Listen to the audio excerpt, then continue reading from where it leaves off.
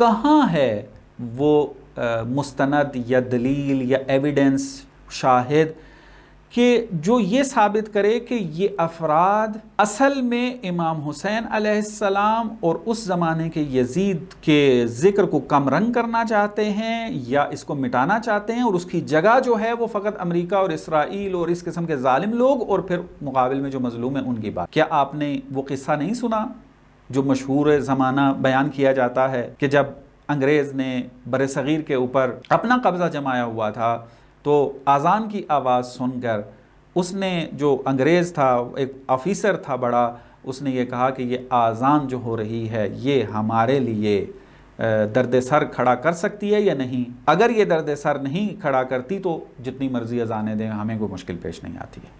آپ اہل بیت علیہم السلام کی زندگی کو نمونہ عمل سمجھتے ہیں یا نہیں سمجھتے؟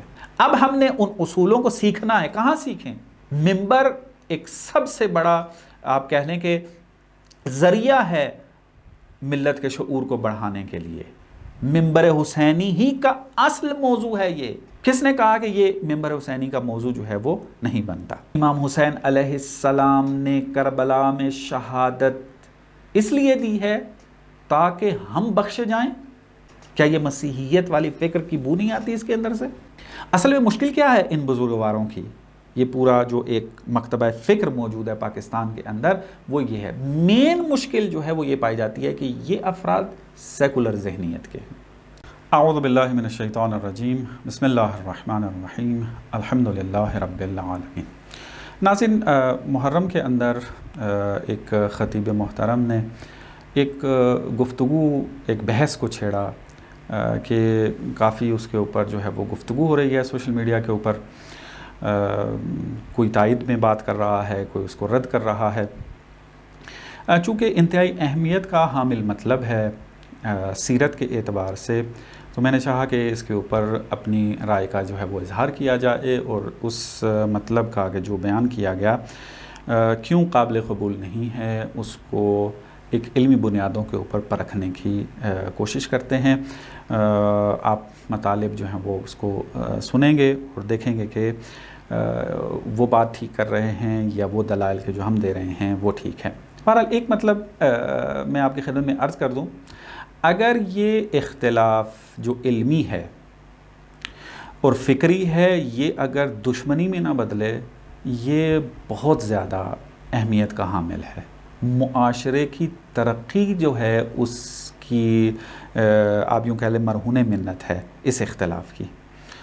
یعنی اگر انسان ایک فکر کا قائل ہوتا ہے اور اس کے مد مقابل ایک اور فکر موجود ہے اور علمی طور پر ان کے اندر مباحثے ہوتے ہیں یا علمی طور پر ان کو لکھ کر یا کسی بھی طریقے سے نقد کیا جاتا ہے، تو اس طریقے سے علم ترقی پاتا ہے، معاشرے کے شعور میں اضافہ ہوتا ہے، معاشرہ جو ہے وہ دن بدن ترقی کرتا ہے، اس کی فہم و فراست میں اضافہ ہوتا ہے۔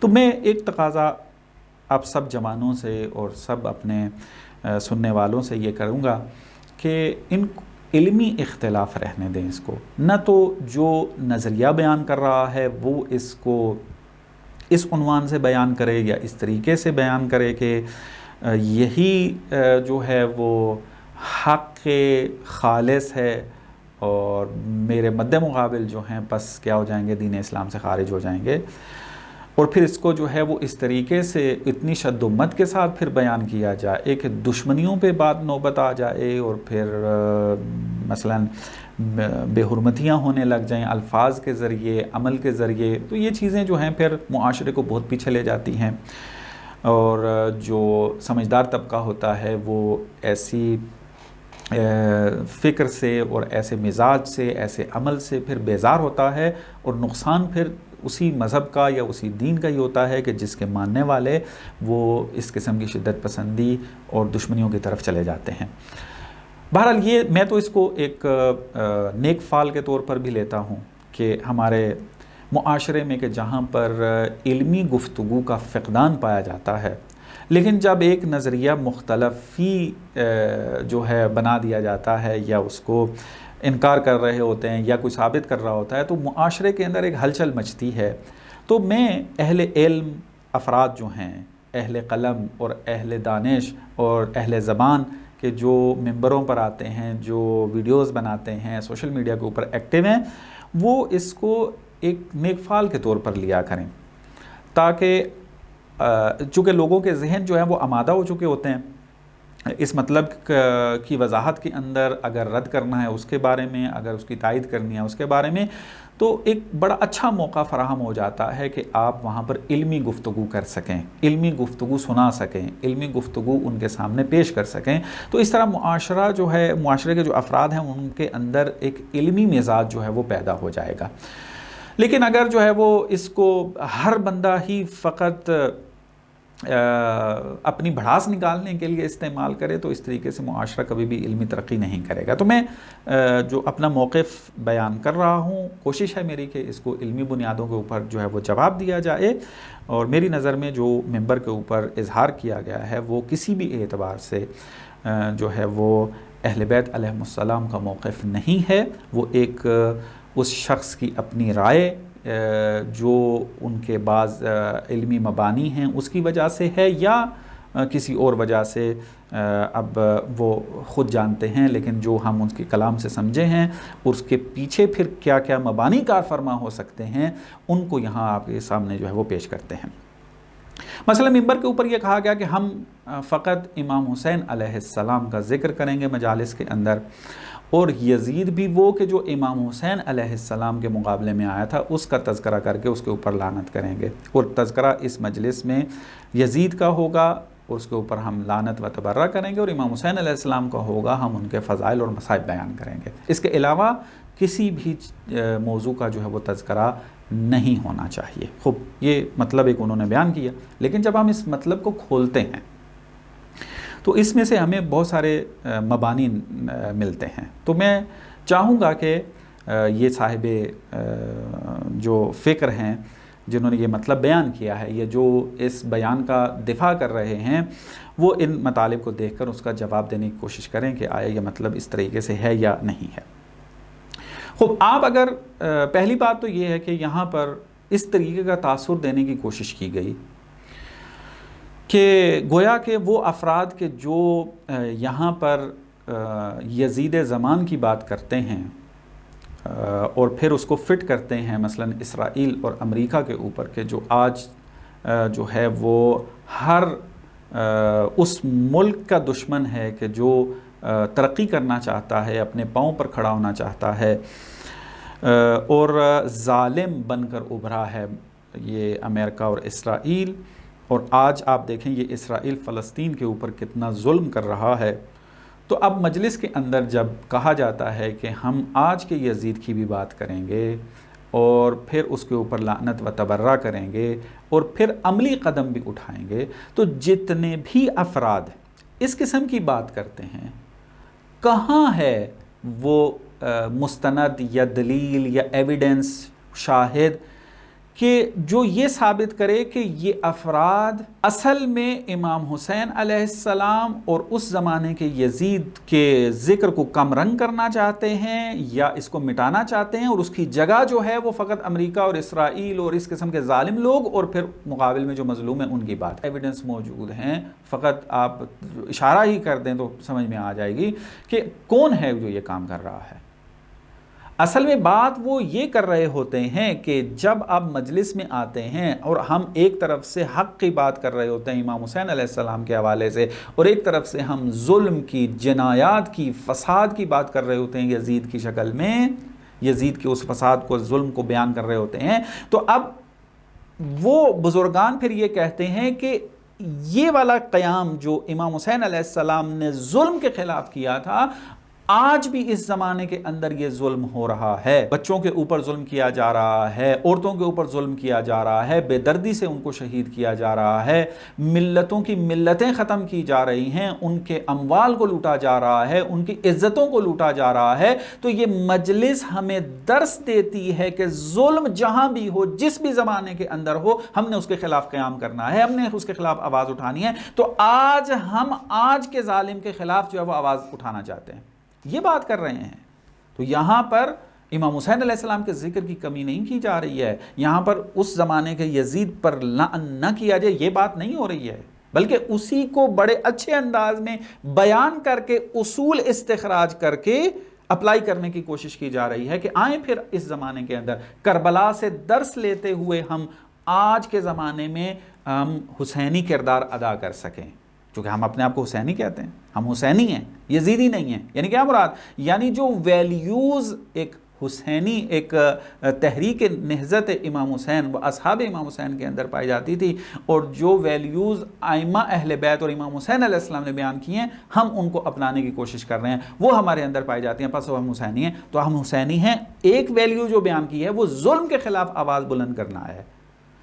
کوئی بھی امام آپ معصوم آپ بیان کر دیں تاریخ کے اندر کہ جنہوں نے اپنے زمانے کے ظلم کے خلاف آواز نہ اٹھائی ہو، سب نے اٹھائی ہے، اسی وجہ سے تو سارے امام ہمارے شہید ہوئے ہیں۔ تو ظلم کے خلاف آواز اٹھانا اور اس کے اوپر عملاً اقدام کرنا، یہ ایک حسینی کا وظیفہ بنتا ہے۔ فقط زبان سے کہہ دینا اس سے تو کوئی آپ کہہ لیں کہ فرق نہیں پڑتا۔ کیا آپ نے وہ قصہ نہیں سنا جو مشہور زمانہ بیان کیا جاتا ہے کہ جب انگریز نے برصغیر کے اوپر اپنا قبضہ جمایا ہوا تھا تو اذان کی آواز سن کر اس نے، جو انگریز تھا ایک آفیسر تھا بڑا، اس نے یہ کہا کہ یہ اذان جو ہو رہی ہے یہ ہمارے لیے درد سر کھڑا کر سکتی ہے یا نہیں؟ اگر یہ درد سر نہیں کھڑا کرتی تو جتنی مرضی اذانیں دیں ہمیں کوئی مشکل پیش نہیں آتی ہے، دیتے رہیں، بلکہ فیسیلیٹیٹ کیا جاتا ہے۔ پھر یہ فقط زبان سے کہہ دینا یہ ایک مرحلہ ہے اس کا، لیکن کافی نہیں ہے، عمل بھی کرنا ہے، اور ہر امام نے ہمارے جو ہے وہ عملی اقدام کیا ہے۔ ہاں، عملی اقدام میں فرق رہا ہے ان کے۔ آج کے ہمارے اس ممبر کے اوپر بیٹھ کر ایسے افراد کیا تاثر دینے کی کوشش کر رہے ہیں، بس ہم اپنی زبانی طور پر کہہ دیں کہ ہاں ظلم ہو رہا ہے، بہت غلط ہو رہا ہے، بس اتنا کہیں۔ یہ نہیں، حسینی کردار یہ نہیں ہے۔ حسینی کردار یہ کہ ظلم کو ظلم کہیں اور پھر ظلم کے خلاف جتنا آپ قیام کر سکتے ہیں اتنا قیام کریں، جتنی آپ کی طاقت وسع ہے، آپ کے توان میں ہے، اتنا آپ اپنا کردار نبھائیں۔ اگر حکومت میں ہے تو حکومت کے لیول کا کردار نبھائیں، اگر ایک فرد کے عنوان سے ہیں، فرد کے عنوان سے آپ ایک کردار نبھائیں۔ یہ جو ہم نعرہ لگاتے ہیں، اور آپ بھی اس نعرے کی تائید کرتے ہیں میرے خیال میں، اگر نہیں معلوم کہ آپ اس نعرے کو صحیح سمجھتے ہیں یا نہیں، اس جملے کو سننے کے بعد تو ایسے احساس ہو رہا ہے کہ آپ شاید اس جملے کو، اس نعرے کو درست نہیں سمجھتے۔ یہ اب آپ خود ہی اس کی توضیح بیان کریں گے۔ مثلا یہ بہت زیادہ لگایا جاتا ہے، ہم بھی اپنے بچپن کے اندر سے لے کر آج تک یہ نعرہ لگاتے ہیں، اور اس کی حقانیت اور اس کے صحیح ہونے کے اوپر اعتقاد رکھتے ہیں کہ ہے ہماری درسگاہ کربلا، کربلا، کہ کربلا ہماری درسگاہ ہے۔ درسگاہ کے اندر کیا ہوتا ہے؟ انسان اپنی زندگی گزارنے کے اصول سیکھتا ہے، اور پھر ان اصولوں کو اپنی زندگی پر اپلائی کرتا ہے، اور اپنے آپ کو پھر حسینی کہتا ہے۔ درس اپلائی بھی کرتے ہیں، درس فقط اپنے ذہن تک نہیں رکھنا ہوتا، درس فقط لسان تک نہیں رکھنا ہوتا، بلکہ اس کو اپلائی بھی کرنا ہوتا ہے۔ تو یہ درس کربلا کیا ہے؟ ظلم کے خلاف قیام کرنا، یہ درس کربلا ہے۔ اب قیام پھر مختلف نوعیت کا ہے، یہ الگ بحث ہے اس کے اندر آ کر، اور پھر یہ بحث کہاں ہونی ہے؟ مجالس کے اندر ہونی ہے، چونکہ درسگاہ ہے کربلا۔ آپ نے امام حسین علیہ السلام کے فضائل و مصائب بیان کرنے ہیں، حق اور باطل جو آپس میں ٹکرائے تھے اس کا تذکرہ کرنا ہے، اور پھر اس کے اندر سے درس لینا ہے۔ یہ درس کیا ہے؟ یہی بات کہ اصول استخراج کر کے اپنی زندگیوں پر اپلائی کریں، یہ درس بن جائے گا۔ خوب، یہ ایک مطلب تھا جس کی طرف جو ہے وہ میں نے اشارہ کرنا تھا کہ اس کی وضاحت جو ہے یہ خود دیں کہ کیا مراد ہے ان کی۔ دوسری بات، ایک تھوڑا سا میں مزید اس کو علمی تر، یہ تو تھوڑا گفتگو سادہ کی میں نے، تھوڑا اس کو ایک علمی رنگ میں بھی اس کو دیکھتے ہیں۔ یہ جو کہا گیا، مثلا انہی سے وابستہ بعض افراد وہ صریح طور پر اس بات کا اظہار کر چکے ہیں، کلپس موجود ہیں باقاعدہ، آن دا ریکارڈ انہوں نے بات کی ہے کہ کربلا 61 ہجری میں ہوئی، بس ہو گئی۔ اب یہ جو آپ کربلا سے حسینیت لیتے ہیں اور پھر یزید سے یزیدیت لیتے ہیں، یہ آپ کہاں سے نکالتے ہیں؟ 61 ہجری میں ایک واقعہ ہو گیا، وہ واقعہ اب ہمارا وظیفہ فقط یہ ہے کہ اس واقعے کا تذکرہ کر کے امام حسین علیہ السلام کے مصائب بیان کر کے گریہ کرنا ہے۔ انہوں نے بڑے واضح روشن انداز میں اس مطلب کو بیان کیا۔ تو اب سوال یہاں پر یہ اٹھتا ہے کہ آیا آپ اہل بیت علیہم السلام کی زندگی کو نمونہ عمل سمجھتے ہیں یا نہیں سمجھتے؟ یعنی آپ کا نظریہ کیا ہے کہ اہل بیت ہمارے لیے نمونہ عمل، رول ماڈل، اسوہ ہیں یا نہیں ہیں؟ اگر آپ یہ کہیں کہ اہل بیت جو ہیں وہ اسوہ نہیں ہیں، رول ماڈل نہیں ہیں، ظاہر سی بات ہے مجھے نہیں لگتا کہ آپ اس بات کو مانیں گے۔ حسن ظن کرتے ہوئے یہ عرض کر رہا ہوں، چونکہ آپ شیعہ ہیں، اہل بیت سے محبت کرتے ہیں، تو حتماً آپ اہل بیت کو اپنا رول ماڈل سمجھتے ہیں۔ لیکن اگر کہیں کہ رول ماڈل نہیں ہے تو ظاہر سی بات ہے قرآن کے خلاف ہے۔ قرآن نے پیغمبر اکرم صلی اللہ علیہ وآلہ وسلم کو اسوہ قرار دیا ہے، جناب ابراہیم کے اندر اسوہ جو ہے وہ قرار دیا ہے، تو کیا اہل بیت ہمارے لیے اسوہ نہیں بنیں گے؟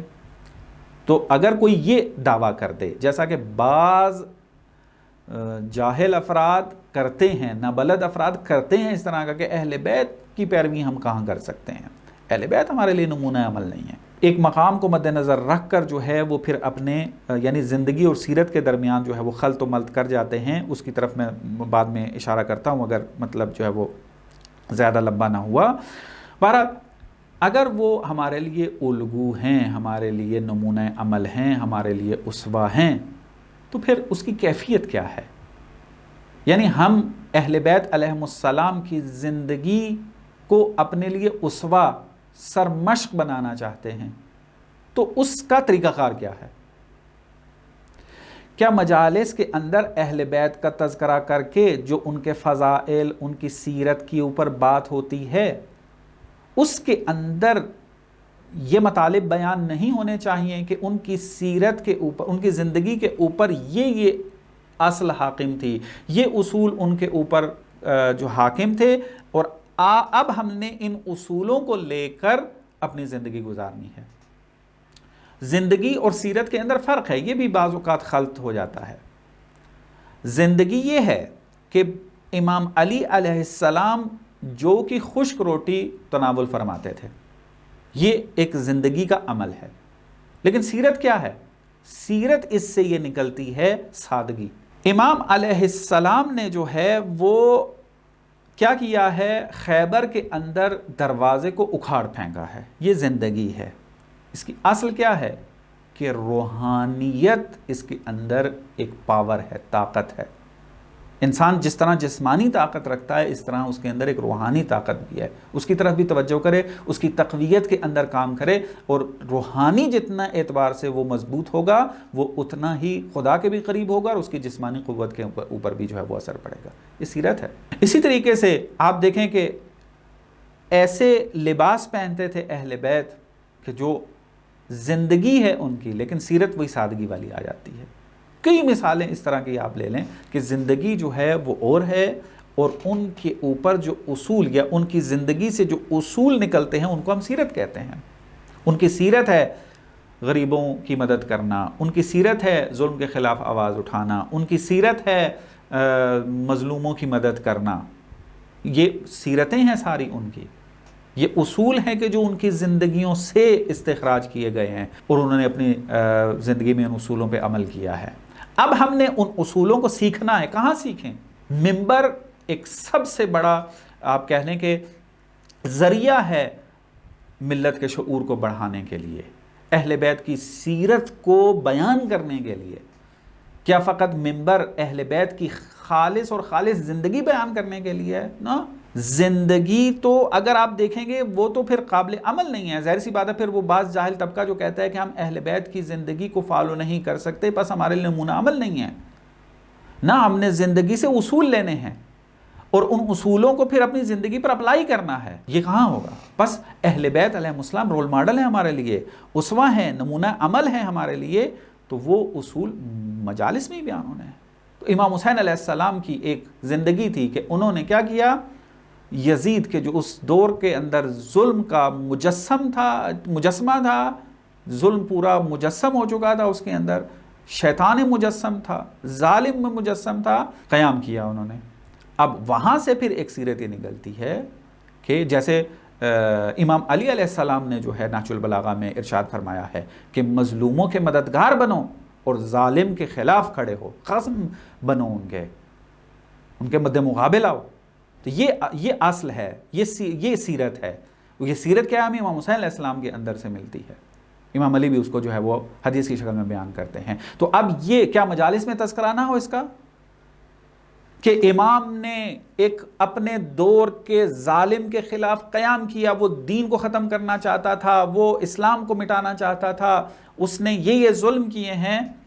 تو آج کے دور میں بھی اگر کوئی ظالم آپ کو نظر آ جائے تو حسینی کردار یہ ہے کہ آپ اس ظلم کے خلاف آواز اٹھائیں. تو مجالس میں ہی بیان کرنے کی چیز ہے. منبر حسینی ہی کا اصل موضوع ہے. یہ کس نے کہا کہ یہ منبر حسینی کا موضوع جو ہے وہ نہیں بنتا؟ بس یہ جو اصولوں کو اپلائی کرنا ہے اپنے اوپر، یہی نمونہ عمل ہے. نمونہ عمل بنانا یعنی ان کے اصولوں کو اپنی زندگی پر اپلائی کرنا. اور وہ اصول کہاں سے بیان ہوں گے؟ منبر کے اوپر آپ پہلے زندگی کو بھی تذکرہ کریں گے اور پھر ان کی سیرت کو بیان کریں گے اور وہ اصول بیان کریں گے، اور ان اصولوں کو سننے کے بعد پھر ہر انسان جو ہے اس کے مطابق جو ہے وہ زندگی جو ہے وہ اس کے مطابق گزارے گا.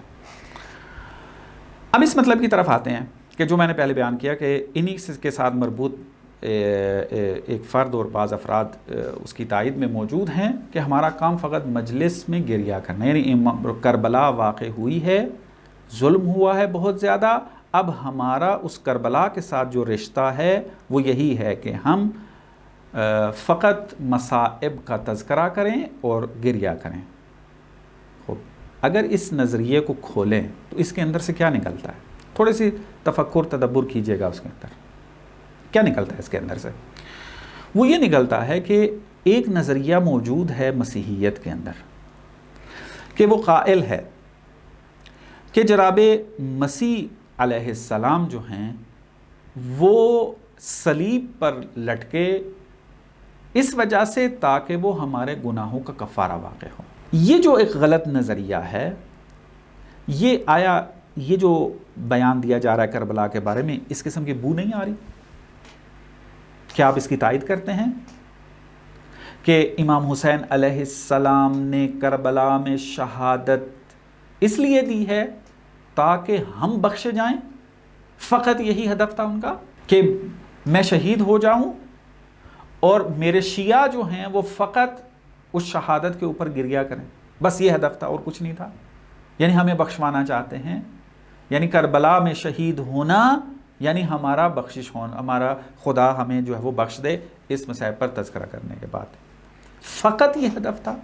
کیا یہ مسیحیت والی فکر کی بو نہیں آتی اس کے اندر سے؟ یا آپ وضاحت کریں اس کے بارے میں. جس نے یہ جملہ بیان کیا تھا وہ بھی وضاحت بیان کرے، اور جو اس کی تائید کر رہے ہیں وہ بھی وضاحت بیان کرے کہ آپ آیا اس مسیحی تفکر کو مانتے ہیں کہ جو کربلا کے اوپر اپلائی کر رہے ہیں کہ امام حسین علیہ السلام نے ایک قیام کر دیا، حتیٰ آپ تو قیام کا بھی انکار کر رہے ہیں کہ امام نے قیام ہی نہیں کیا تھا. خب وہ ایک الگ بحث ہے، اس کے اندر ابھی داخل نہیں ہونا. امام حسین علیہ السلام یعنی گئے کربلا میں شہید ہونے کے لیے تاکہ میرے شیعہ مجھ پر روئیں اور پھر ان کو بخشا جائے. میرا نہیں خیال ہے کوئی عاقل انسان، اہل بیت کی سیرت میں ماہر انسان، اہل مطالعہ، اہل دانش، اہل فکر وہ اس بات کو مانے گا. یہ بات درست ہے کہ اہل بیت علیہم السلام پر جو ظلم ہوئے ہیں، مخصوصاً امام حسین علیہ السلام کے اوپر جو ظلم ہوا، جو ان کو شہید مظلومانہ ترین انداز میں کیا گیا، اور آج تک جو ان کے اوپر مجالس ہو رہی ہیں، گریہ ہو رہا ہے، یہ بہترین ذریعہ ہے عبادت کا، اور بہترین ذریعہ ہے توبہ کا، اور بہترین ذریعہ ہے بخشش کا. اس کے اندر کوئی شک نہیں ہے. لیکن یہ ہدف نہیں تھا. ہدف امام کا کیا تھا؟ ظلم کے خلاف قیام، امر بالمعروف ونہی عن المنکر، کہ خود اپنے خطبات کے اندر سری انداز میں اس کو بیان کیا تھا. اب اس اصلاح کے نتیجے میں اگر امام کو ظاہری فتح نصیب ہوتی اور حکومت مل جاتی، خوب امام نے اپنے امامت کے وظیفے پر عمل کیا، ایک نتیجہ یہ نکلتا. لیکن اب نتیجہ شہادت کا نکلا ہے، تو امام نے اپنا امامت کا وظیفہ بہترین انداز میں جو ہے وہ انجام دیا، اور وہ ہمارے لیے کیا ہے پھر سیرت کے طور پر جو ہے وہ سامنے آیا. ایک اصل کے ظلم کے خلاف قیام کرنا ہے جتنا بھی آپ کے اندر طاقت موجود ہو، یعنی آپ نے اپنی توان کے مطابق اس کے مطابق ظلم کے خلاف قیام کرنا ہے. تو اب وہ مظلومانہ شہادت، اس پر گریہ کرنا ثواب بھی ہے، بخشش کا نتیجہ بھی ہے، بخشش نتیجہ نکلتی ہے اس کا یہ ہے، لیکن امام کا ہدف یہ نہیں تھا کہ میں شہید ہونے جا رہا ہوں تاکہ میرے بعد پھر جتنے بھی شیعہ ہیں وہ میرے اوپر گریہ کریں گے اور ان کو پھر بخشش ملے گی۔ مسیحی نظریہ ہے۔ اور پھر یہ بزرگوار جو ممبر کے اوپر بیٹھ کر یہ کہہ رہا ہے کہ ہم نے فقط جو ہے وہ یزید کا تذکرہ اس زمانے کا کرنا ہے، ہم نے فقط امام حسین علیہ السلام کا تذکرہ کرنا ہے، ان کے فضائل و مصائب، ان کی زندگی کو بیان کرنا ہے فقط اور بس، اور گریہ کرنا ہے، تو کیا آپ کے اس مطلب کے پیچھے یہ مبنا پوشیدہ مسیحی تو نہیں ہے؟ اس کو بھی ذرا توجہ کیجئے گا اور سمجھیے گا اس بات کو۔ ایک اور بات کہ قرآن کے اندر ایک مفہوم ہے عبرت، کہ قرآن نے مختلف انبیاء کا تذکرہ کیا، مختلف قوموں کا تذکرہ کیا، اور پھر کہا کہ یہ اولی الالباب کے لیے کیا ہے؟ عبرت ہے، عبرت لینے کے لیے کام کیا۔ یہ عبرت کیا ہے؟ عبرت یہی ہے کہ جناب موسیٰ علیہ السلام کا قصہ پڑھا جائے، اس سے عبرت لی جائے۔ یعنی کیا مراد؟ یعنی وہ اصول کہ جو جناب موسیٰ علیہ السلام کے قصے میں موجود ہیں، جو درس ہمیں وہاں سے ملتا ہے، عبرت لینا یہ کہ یہاں سے اس درس کو لے کر ہم اپنے دور میں کہ جو زندگی گزار رہے ہیں اس کے اوپر اپلائی کریں، اس کو عبرت لیں، درس لیں، اس کے اندر اس کے مطابق زندگی گزاریں۔ جناب موسیٰ علیہ السلام کی زندگی سے عبرت لیں، یعنی ہم نیکی کی طرف جائیں۔ فرعون کی زندگی سے عبرت لیں، یعنی ظالم مت بنیں۔ جناب موسیٰ علیہ السلام کی زندگی سے عبرت لیں، یعنی کیا مراد؟ یعنی ہم جناب موسیٰ علیہ السلام کی زندگی کو دیکھتے ہوئے یہ دیکھ رہے ہیں کہ ہم ایک اپنے دور کے ظالم کے خلاف جو ہے وہ قیام کیا ہے انہوں نے، اسلام کی خاطر، دین حق کی خاطر، تو ہم نے بھی یہی جو ہے وہ عبرت لینی ہے۔ عبرت یعنی عبور کرنا ہے، یعنی اس زندگی سے، اس قصے سے ہم نے نکل کر اس سے حاصل شدہ جو اصول ہیں، جو درس ہیں، اس کو اپنی زندگی میں لے کر اپلائی کرنا۔ تو کیا کربلا ہمارے لیے اس طریقے سے یہ عبرت نہیں بنتی ہے؟ کیا کوفیوں کی زندگی ہمارے لیے عبرت نہیں ہے؟ کیا یزید اور حامیان یزید کی زندگی ہمارے لیے عبرت نہیں ہے؟ کیوں ہم کہتے ہیں کہ یہ انسان جو ہے، انسان کوفی مت بنے، ایک اصطلاح بن گئی کوفیوں کی؟ کیونکہ عبرت لے رہے تھے کہ انہوں نے بے وفائی کی ہے، ہم بے وفا نہ بنیں۔ جنہوں نے ساتھ دیا ہم اس طرح بنیں، ہم زہیر بنیں، ہم مسلم بن اوسجا بنیں، ہم باقی اصحاب کے جو امام حسین علیہ السلام کی رقاب میں شہید ہوئے ان جیسا بنیں۔ یعنی کیا مراد؟ یعنی حق کا ساتھ دیتے ہوئے ظلم کے خلاف قیام کریں۔ یہ عبرت ہے، عبرت لینی ہے۔ تو عبرت جو ہے وہ قرآنی اصل ہے، اور یہ ہمیں جو ہے وہ حاصل کرنی ہے۔ قرآن نے حکم دیا ہے، اس کی نفی نہیں ہوتی ہے، اور مجالس کے یہ اصلی ترین موضوعات میں سے ہیں۔ اصل میں مشکل کیا ہے ان بزرگواروں کی؟ یہ پورا جو ایک مکتبہ فکر موجود ہے پاکستان کے اندر، وہ یہ ہے، مین مشکل جو ہے وہ یہ پائی جاتی ہے کہ یہ افراد سیکولر ذہنیت کے ہیں۔ سیکولر کیا؟ مثلا اس کی میں تھوڑی سی وضاحت کر دوں، اگرچہ ویڈیو کافی لمبی ہو گئی ہے، چاہ رہا ہوں کہ اس جو میرے ذہن کے اندر تمام جوانب ہیں وہ بیان کروں اس نظریے کے حوالے سے، تاکہ جوان جو ہے وہ سنیں، اس کے اوپر تدبر و تفکر کریں۔ وہ یہ سیکولر کہا جاتا ہے ایسی شخص کو، یا سیکولرزم ایسی فکر کو کہا جاتا ہے کہ جو قائل ہے کہ دین انسان کی فردی زندگی سے مربوط ہے، اس کا اجتماعی و سیاسی معاملات میں کوئی حصہ نہیں ہے، یہ بشر کے اوپر چھوڑا گیا ہے۔ یعنی انسان نے سیاسیات کے اندر اور سماجیات کے اندر کیا کرنا ہے؟ اپنی عقل سے کام لے کر نظام کو بنانا ہے اور اس کے مطابق زندگی گزارنی ہے، جیسا کہ بیشتر دنیا کے اندر ہو رہا ہے۔ دین جو ہے وہ انسان کی فردی زندگی سے مربوط ہے، خدا اور انسان کا رابطہ ہے، بس اس سے اوپر کچھ نہیں ہے۔ دین فقط انسان کی آخرت سنوارنے کے لیے آیا ہے، اس کے علاوہ اور کوئی دین کا ہدف نہیں ہے۔ انسان جو ہے وہ اچھا عبد بن جائے، خدا کے قریب ہو جائے، شخص کے طور پر، فرد کے طور پہ اس فردی زندگی کو سنوارنے کے لیے آیا ہے۔ یہ ایک دین کو ایک حد عقل تک پہنچا دینا، دین کو اتنا چھوٹا کر دینا، یہ ان کا مبنا ہے۔ تو جب ہم حسینیت اور یزیدیت کی بات کرتے ہیں، جب ہم یزید زمان کی بات کر رہے ہوتے ہیں، تو اس وقت کیا نتیجہ نکل رہا ہوتا ہے کہ نہ دین کا تعلق تمہارے شخص کے ساتھ نہیں ہے، بلکہ دین تمہارے تمام معاملات کے اندر اپنا کردار، اپنا حکم رکھتا ہے، اس دین کے اوپر، اس جامع دین کے اوپر عمل پیرا ہوں۔ حسینیت یعنی دین جہاں پر فردی طور پر کردار ادا کرتا ہے، وہاں پر سماجیات میں بھی اور سیاسیات کے اندر بھی مداخلت رکھتا ہے۔ خدا نے تمام نظام اپنے کتاب مقدس کے ذریعے بیان کیے ہیں، پیغمبر کے ذریعے بھی، اور اس کی وضاحت جو ہے وہ ائمہ اہل بیت کے ذریعے ہم تک پہنچی ہے۔ یہ ہے اصل مشکل، یہاں پر یہ ہے چونکہ یہ سیکولر ذہنیت کے مالک ہیں اور انہوں نے یہ اپنا نظریہ بنایا ہوا ہے کہ دین کا تعلق جو ہے اس کا سماجیات اور سیاسیات کے ساتھ جو ہے وہ نہیں ہے، تو لہٰذا پھر جو مطلب بھی، جو فکر بھی، جو نظریہ بھی انسان کو گھر سے اجتماع، سماج اور سیاست میں لے کر آ جائے، یہ اس کی نفی کریں گے۔ لہٰذا منبر کے اوپر حسینیت کی بات اور یزیدیت کی بات ان کو بری لگتی ہے۔ کیوں لگتی ہے؟ چونکہ یہ سیکولر ذہنیت کے مالک ہیں، دین کو حد اقل کے طور پر مانتے ہیں، لیکن ہمارا نظریہ یہ نہیں ہے۔ دین جو ہے وہ الیوم اکملت لکم دینکم، تکمیل ہے، اور یہ دین جو ہے وہ انسان کی جہاں پر فردی زندگی کے لیے تمام اصول رکھتا ہے، اسی طریقے سے وہ سماجی زندگی کے اندر بھی، اسی طریقے سے وہ سیاسی زندگی کے اندر بھی اصول جو ہیں وہ بیان ہوئے ہیں، قرآن میں بھی اور احادیث کے اندر بھی، اور پیغمبر کی سیرت میں بھی اور ائمہ علیہ السلام کی سیرت میں بھی وہ ہمیں چیز نظر آتی ہے، اور وہی چیز ہم اعتقاد رکھتے ہیں اور اسی چیز کی تبلیغ کرتے ہیں، اور یہ تمام چیزیں منبر کے اوپر بیان ہوتی ہیں۔ تو یہ مشکل ہے بعض، تو میں چاہوں گا کہ یہ مطالب جو ہیں اچھے طریقے سے تدبر کر کے سوچ سمجھ کر سنیں اور سوچیں، اور پھر دیکھیں کہ آیا یہ مطالب درست ہیں یا درست نہیں ہیں۔ امید ہے کہ خداوند متعال ہمیں حق سچ سمجھنے اور اس کو بیان کرنے کی توفیق نصیب فرمائے۔ وصلی اللہ علی محمد و آل محمد۔